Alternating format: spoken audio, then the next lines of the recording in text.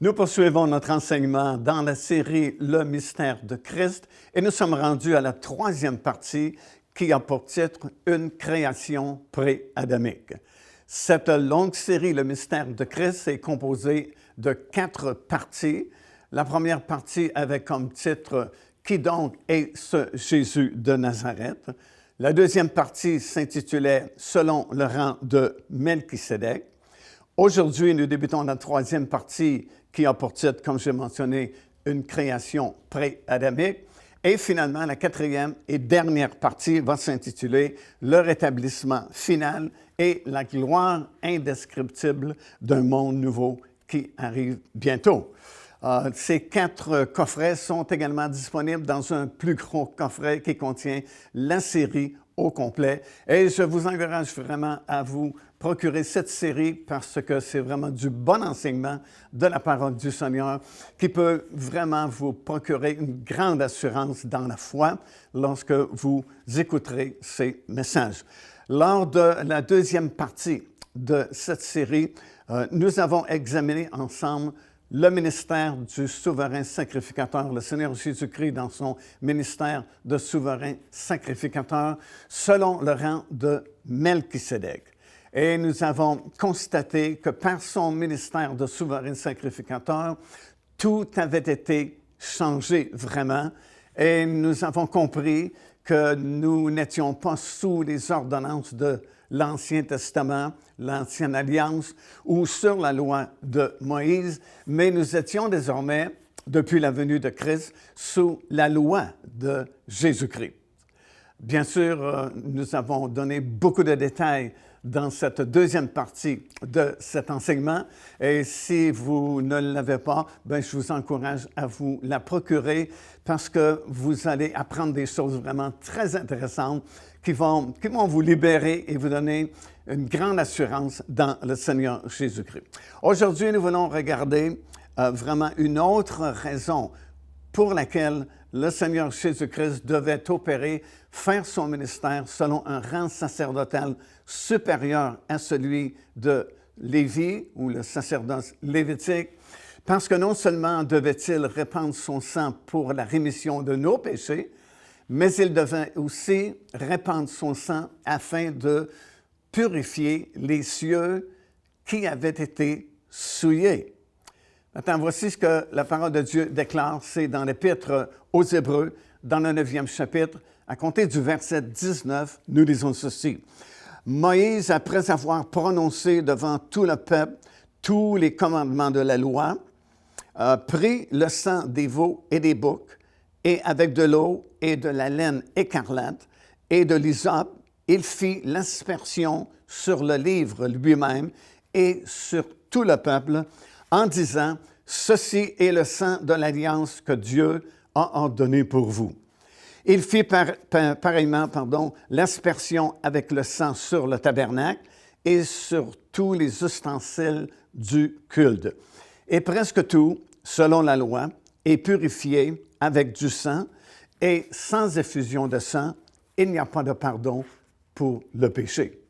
Également, dans la même épître, l'Épître aux Hébreux, dans le 9e chapitre et au verset 23, il est écrit ceci, « Il était donc nécessaire, puisque les images des choses qui sont dans les cieux devaient être purifiées de cette façon ou de cette manière, que les choses célestes elles-mêmes le fussent par des sacrifices plus excellents que ceux-ci. » Alors, on a compris que lorsque Moïse a construit le tabernacle dans le désert, et plus tard, bien sûr, le temple qui a été construit par Salomon à Jérusalem, ce n'était qu'une copie de ce que Dieu lui avait montré sur le sommet de la montagne du Sinaï, c'est-à-dire le tabernacle céleste.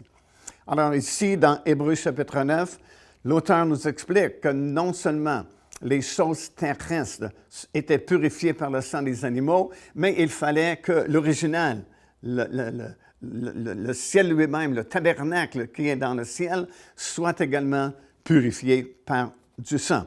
Alors, ça dit purifié de cette manière que les choses célestes elles-mêmes le fussent par des sacrifices plus excellents que ceux-ci. Évidemment, aucun sacrificateur, et même souverain sacrificateur selon le rang lévitique, pouvait accomplir une telle tâche. Aucun souverain sacrificateur ne pouvait monter au ciel et offrir un sang parfait pour la purification des cieux. Uniquement le Seigneur Jésus-Christ pouvait faire un ministère semblable, offrir son propre sang qui était parfait, afin non seulement de payer pour nos péchés, pour la rémission de nos péchés, mais également pour purifier les cieux qui avaient été souillés. Et c'est pourquoi la Bible, encore une fois, parle à plusieurs reprises de la grandeur du ministère du Seigneur Jésus-Christ et même lui-même la grandeur de Christ. Par exemple, dans Colossiens, 1er chapitre et au verset 16, il est écrit ceci, « Car en lui, c'est en Jésus-Christ, ont été créées toutes choses qui sont dans les cieux et sur la terre, les visibles et les invisibles, les trônes, les dignités, les dominations, les autorités, tout a été créé par lui et pour lui. » Également, dans la même épître, au verset 19, ça dit « Car Dieu a voulu que toute plénitude habitant en lui, il a voulu réconcilier tout avec lui-même, tout ce qui est sur la terre et ce qui est au ciel. » Et finalement, dans Éphésiens, le 1er chapitre, ça dit qu'en lui, nous avons la rédemption par son sang, la rémission de nos péchés, selon la richesse de la grâce que Dieu a répandue pour nous, parce qu'il voulait, est-il écrit, réunir toutes choses en Jésus-Christ, celles qui sont dans les cieux et celles qui sont sur la terre. Alors, ça prenait un ministère semblable à celui du Seigneur Jésus-Christ, qui avait la capacité d'offrir un sang parfait, et non seulement pour la purification de nos péchés, mais surtout et principalement pour la purification des cieux. De plus, en donnant sa vie sur la croix de Golgotha et en ressuscitant d'entre les morts, le Seigneur Jésus-Christ a permis à Dieu le Père d'accomplir son plan de réunir toutes choses, celles qui sont dans les cieux et celles qui sont sur la terre, parfaitement, parce que l'œuvre a été accomplie, bien sûr, par le sang précieux du Seigneur Jésus-Christ. De plus, après sa résurrection, nous apprenons dans le livre des Actes des Apôtres qu'il a vécu dans son corps glorieux pendant 40 jours avec ses disciples. Puis finalement, il les a réunis sur le sommet de la montagne des Oliviers, leur a donné ses derniers ordres et finalement, il est monté au ciel, il est retourné vers son Père là-haut dans le ciel. Un de ces ordres que le Seigneur avait donné à ses disciples, c'était de ne pas quitter la ville de Jérusalem avant d'être baptisés du Saint-Esprit.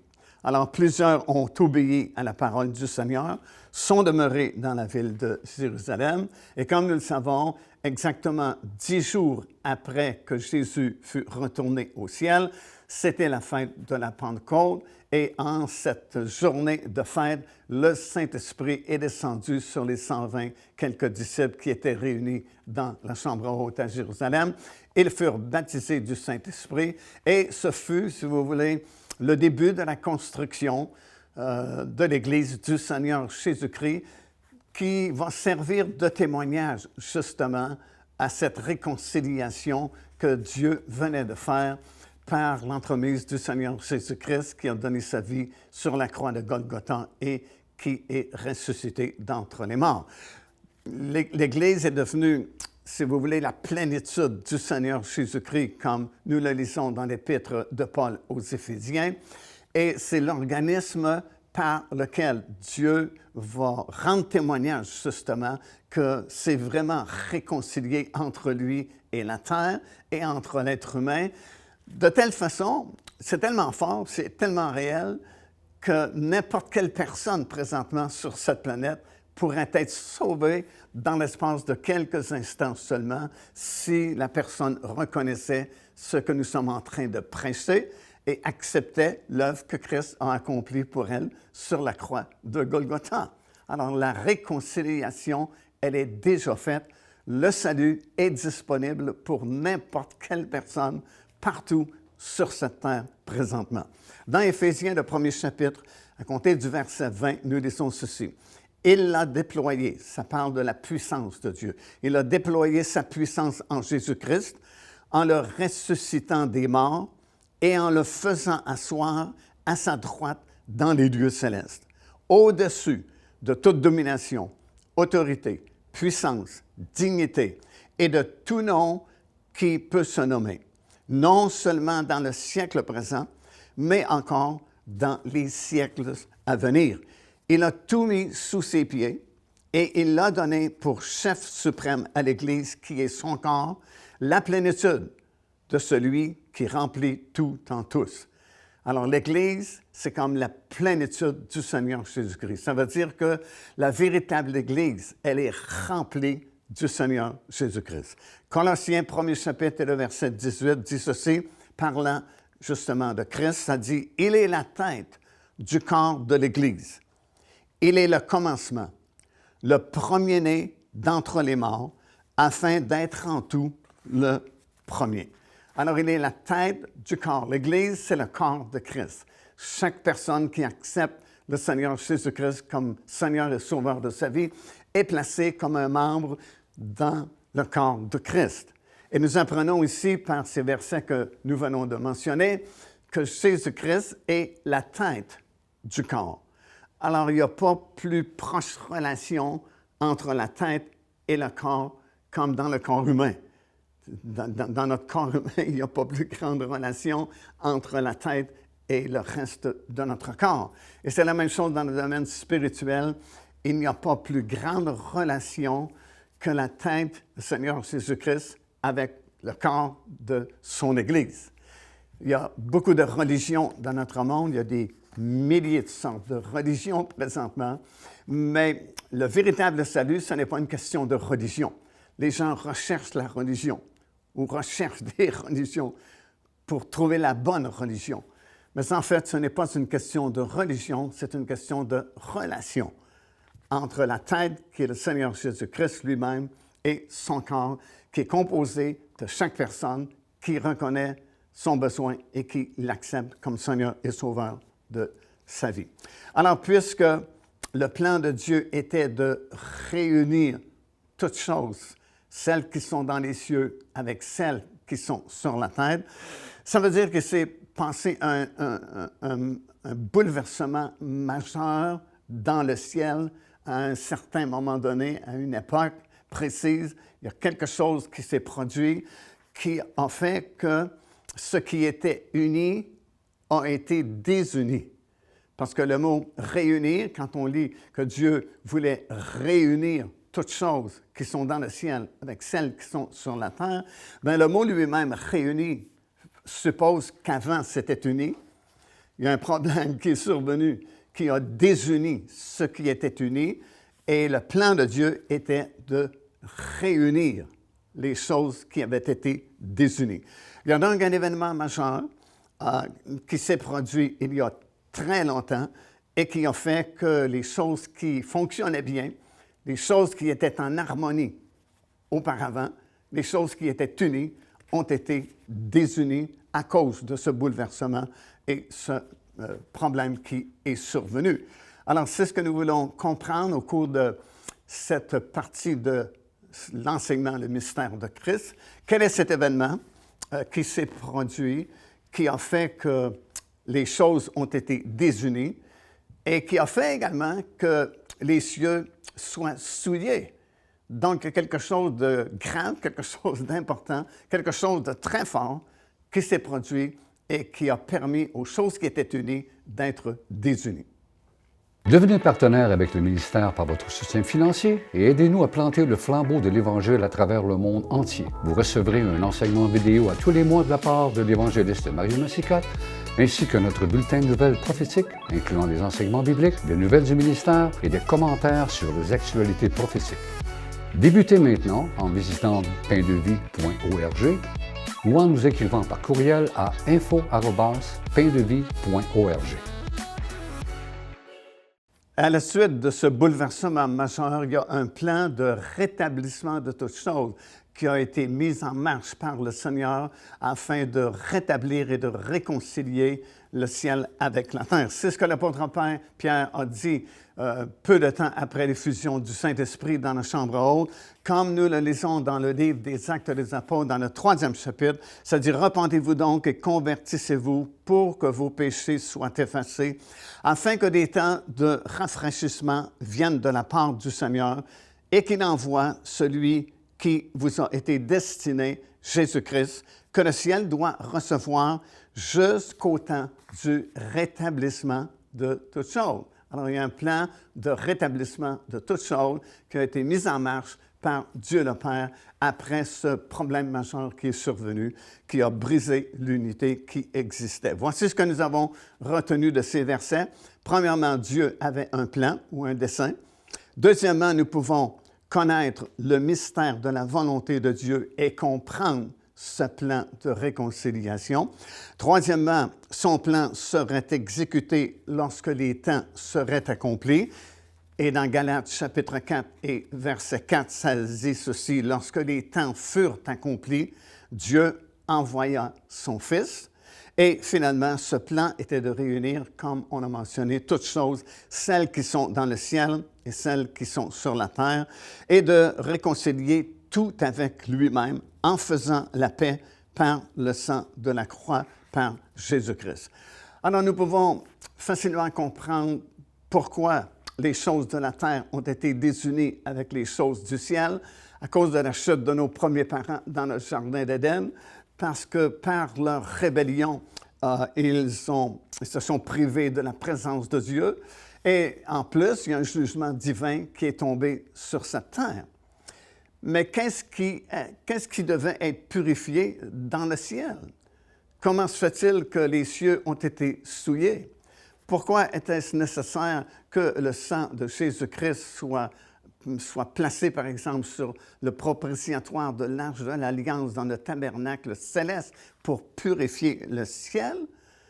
Ça veut dire que certainement, il y a eu un événement majeur qui a provoqué ces choses et la nécessité d'une purification des cieux. Parce que, en fait, comme on l'a dit souvent, les cieux, ça devrait être parfait. Que sais-tu donc penser? Qu'est-ce qui s'est produit au cours des années? Alors, ce que nous réalisons par la parole de Dieu, c'est qu'il y a très longtemps, une des seules 3 autorités angéliques spécifiquement mentionnées dans la Bible s'est rebellée contre Dieu. On l'appelle dans la Bible Lucifer, et il a entraîné dans sa rébellion le tiers des anges que Dieu a créés. Ce fut le péché, le premier péché de l'univers, commis par ce chérubin, très fort, très puissant, comme nous allons le constater, et bien avant, bien sûr, la création d'Adam et Ève dans le jardin d'Éden. Vous savez, souvent, les prophètes parlent de choses dans le futur, des choses à venir, mais à quelques occasions, ils parlent des choses du passé. Et c'est le cas dans 2 des prophètes de la Bible, Ésaïe et le prophète Ézéchiel également, qui ont parlé justement de cette rébellion de Lucifer contre Dieu et de ses désastreuses conséquences dans l'univers. C'est dans Ézéchiel, le chapitre 28, des versets 11 jusqu'au verset 19, et dans le livre d'Ésaïe, c'est dans le chapitre 14, des versets 12 jusqu'au verset 17, où nous apprenons en fait beaucoup de choses concernant ce bouleversement majeur qui s'est produit dans le ciel il y a plusieurs années. On ne peut pas donner un chiffre, mais il y a eu ce bouleversement majeur qui a désuni les choses du ciel avec les choses de la terre. Dans ces 2 passages bibliques, celui du prophète Ésaïe et celui du prophète Ézéchiel, nous apprenons premièrement que Lucifer mettait le sceau à la perfection. Alors, ce n'était pas un ange ordinaire. Nous allons apprendre plus tard que c'était un chérubin aux ailes déployées qui protégeait la sainteté du trône de Dieu. Et il est appelé ici, dans ces passages-là, ça dit plutôt qu'il il mettait le sceau à la perfection. Alors, c'était une créature vraiment très particulière. Deuxièmement, ça dit qu'il était plein de sagesse et il était parfait en beauté. Troisièmement, nous apprenons qu'il était en Éden. Et nous allons comprendre plus tard qu'il s'agissait bel et bien du même jardin d'Éden où, plus tard, Adam et Ève seront créés et placés au tout début de leur vie. Quatrièmement, nous apprenons qu'il était couvert de toute espèce de pierres précieuses. Ses tambourins et ses flûtes étaient à son service. Alors, pourquoi y avait-il des instruments de musique? Pourquoi y avait-il de la musique? Bien, nous allons l'apprendre un peu plus tard dans cette étude. Sixièmement, il était un chérubin protecteur aux ailes déployées.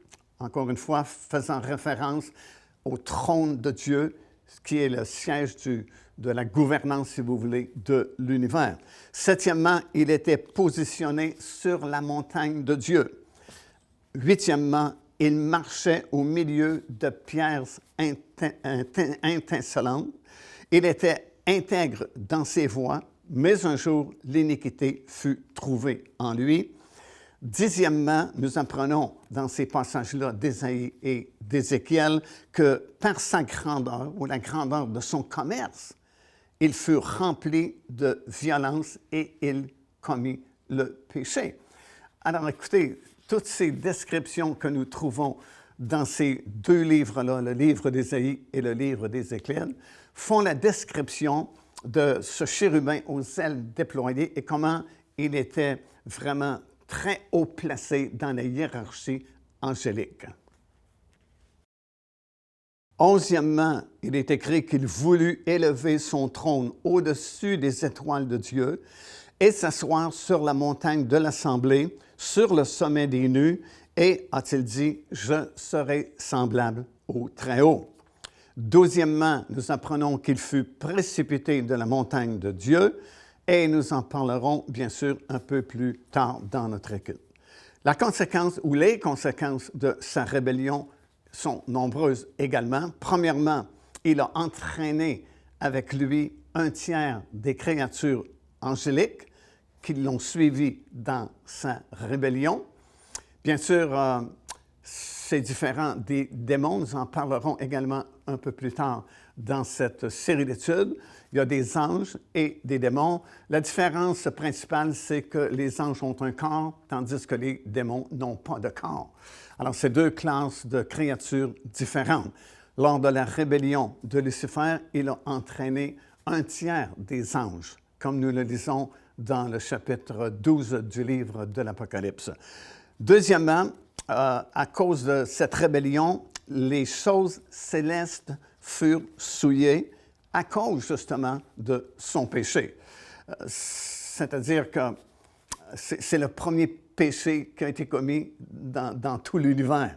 Alors, le premier péché n'a pas été commis par Adam et Ève dans le même jardin d'Éden, mais plusieurs millions probablement d'années auparavant, le premier péché a été commis par ce chérubin aux ailes déployées qui est mentionné sous le nom de Lucifer. En fait, Lucifer, ce n'est pas son nom, c'est plutôt son titre, puisque ça signifie « astre brillant ». Alors, c'est pourquoi il était nécessaire d'avoir un souverain sacrificateur selon un sacerdoce plus grand que le rang lévitique, parce que, puisque les cieux avaient été souillés par ce premier péché commis dans l'univers, il fallait que les cieux soient purifiés par un sang parfait. Et encore une fois, aucun souverain sacrificateur du rang lévitique pouvait accomplir une telle chose. Et c'est pourquoi le Seigneur Jésus-Christ est venu selon ce rang supérieur de Melchisédek. Après sa résurrection, Jésus-Christ est d'abord monté au ciel avant l'ascension qui s'est produite 40 jours plus tard du sommet de la montagne des Oliviers. Souvent, nous ne remarquons pas cela dans les Écritures, mais en réalité, il y a eu deux ascensions, comme une secrète et une publique. C'est-à-dire que quand Christ est ressuscité d'entre les morts, il a comme miraculeusement récupéré son sang, est monté immédiatement au ciel, a fait l'aspersion sur le propitiatoire, comme nous le lisons dans Hébreux chapitre 9 et le verset 12, et nous le lisons également dans Hébreux chapitre 9 des versets 23 et verset 24, comme vous le voyez sur l'écran présentement, alors que la Bible nous informe dans ces deux passages de l'Écriture que si les choses de ce monde, les choses du tabernacle ou du temple qui avaient été construits et qui étaient à Jérusalem devaient être purifiées par le sang, à plus forte raison, les choses célestes et surtout le tabernacle ou le temple céleste devait également être purifié par une offrande de sang. Et ça prenait un sang parfait, et c'est pourquoi le Seigneur Jésus-Christ est monté immédiatement au ciel après sa résurrection. Alors, vous savez, quand Marie et les autres femmes sont venues au tombeau, elles se sont rendues compte que le corps de Jésus n'était plus là.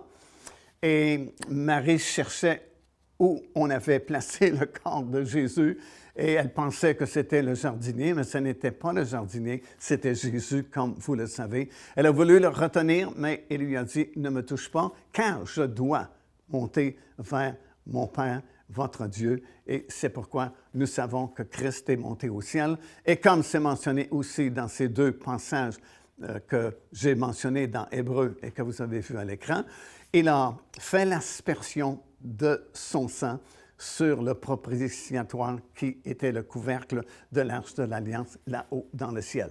Et en faisant l'effusion de son sang sur le propitiatoire, ça a permis au ciel et aux cieux d'être purifiés suite à ce péché qui avait été commis par Lucifer autrefois. Car Dieu a tant aimé le monde qu'il a donné son Fils unique, afin que quiconque croit en lui ne périsse point, mais qu'il ait la vie éternelle. Téléchargez gratuitement l'enseignement dès maintenant. Le salut, c'est quoi? Au www.paindevie.org et recevez la grâce merveilleuse que Dieu vous offre.